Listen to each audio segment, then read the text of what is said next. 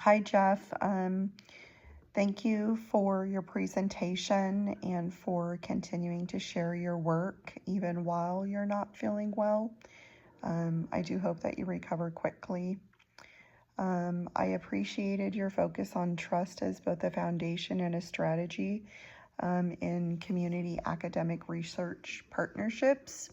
So your discussion highlighted something that is, I feel, often overlooked, that trust is not simply a byproduct of collaboration. It's an intentional process that must be built, maintained, and even repaired over time,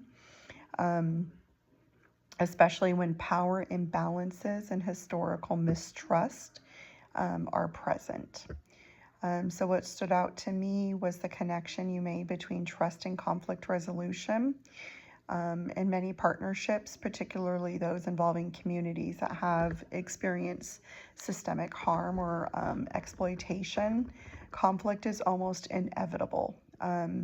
However, when trust is actively cultivated through transparency, shared decision making, and consistent follow through, conflict, I think, becomes less threatening and it becomes more productive.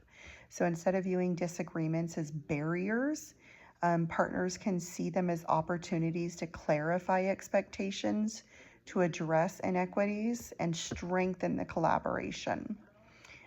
So in my own professional work supporting families and tribal communities, I see firsthand how trust must be earned through your actions rather than your words. Communities have experienced generations of broken promises, are understandably cautious, and even well-intentioned professionals can unintentionally reinforce the mistrust if they move too quickly or if they prioritize institutional timelines over relationship building. So your presentation reinforces the importance of slowing down the process, listening deeply, and ensuring that community voices are not only heard, but genuinely influence the outcomes.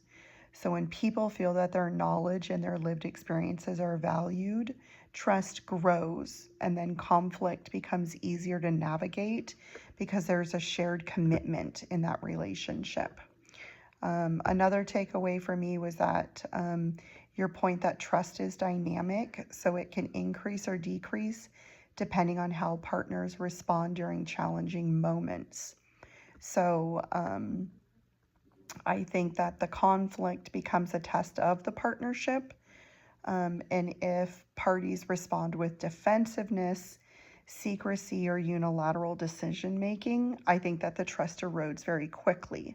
So when partners respond with openness, accountability, and willingness to repair harm, I think that trust actually becomes stronger than it was before.